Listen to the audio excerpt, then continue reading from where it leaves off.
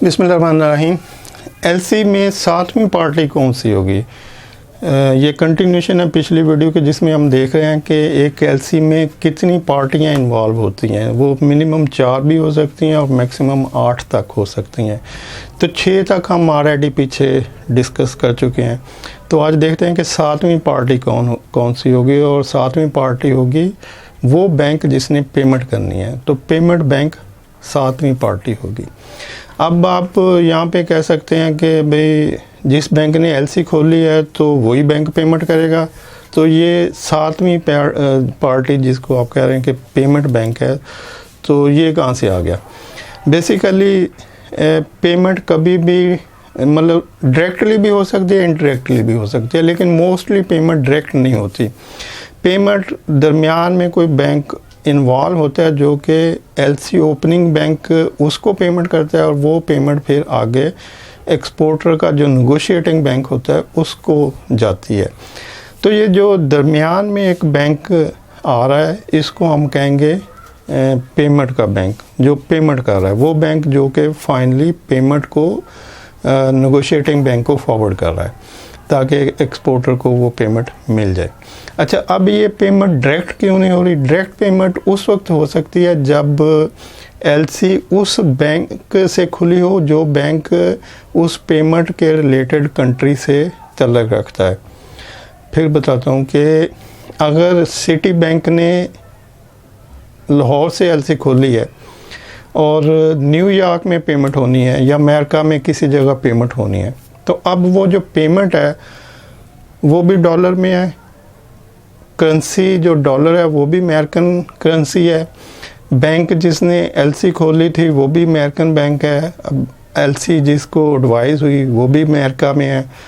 तो अब चूंकि ये सारा लिंक है उस करेंसी से जो उसी कंट्री की है और बैंक भी उसी कंट्री की है, तो फिर डायरेक्ट पेमेंट हो जाएगी कि जो लाहौर में बैंक होगा जिसको जहाँ से पेमेंट जो एलसी ओपनिंग बैंक है वो अपने हेड ऑफिस से कहेगा कि इस एक्सपोर्टर को जो उसका नेगोशिएटिव बैंक है उसको पेमेंट कर दें, तो उसका हेड ऑफिस उसको पेमेंट कर देगा।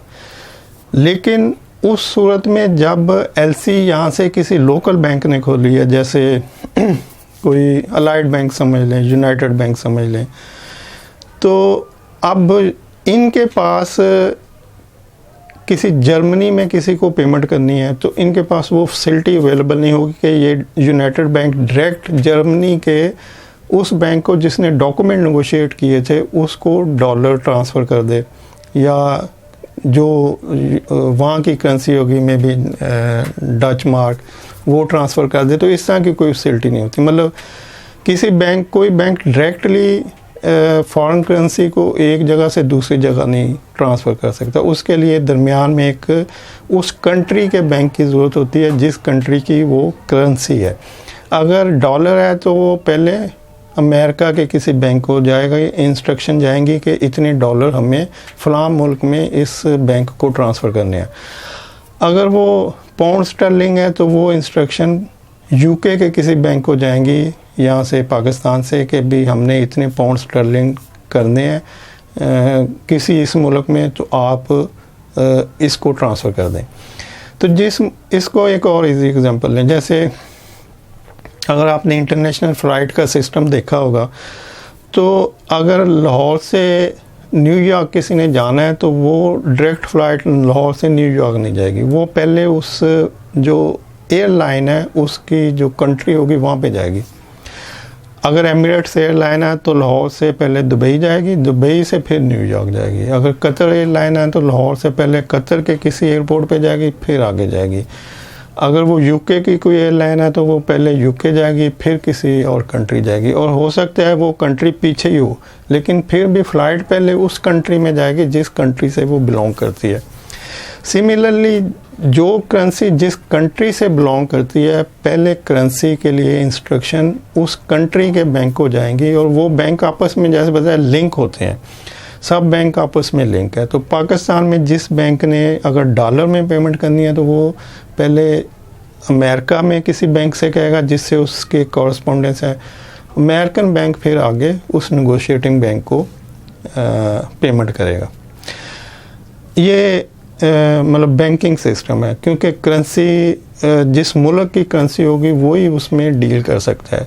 तो अब इन बैंकों के आपस में अकाउंट होते हैं। जब लोकल बैंक किसी अमेरिकन बैंक से कहेगा तो वो ये कहेगा कि आप मेरा जो आपके पास डॉलर अकाउंट है उसमें से इतने पैसे निकाल दें और उसमें से इतने पैसे इस बैंक को फॉरवर्ड कर दें, और वो बैंक फिर आगे एक्सपोर्टर को दे देता है।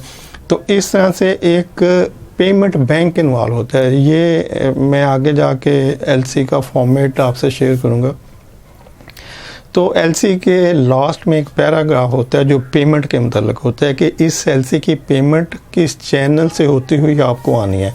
उसमें डिटेल से लिखा होता है कि या तो डायरेक्टली ये बैंक आपको पे करेगा या हम करेंगे, या इस चैनल से होती है कि यहाँ से यहाँ या इस बैंक से इस बैंक, और ये बैंक फाइनली आपको पेमेंट करेगा। तो ये सारा जो पेमेंट का मैप होता है ये एलसी के लास्ट में एक पेमेंट का पैराग्राफ है उसके अंदर दिया होता है। तो इस तरह से एक 7वां बैंक इन्वॉल्व होगा एलसी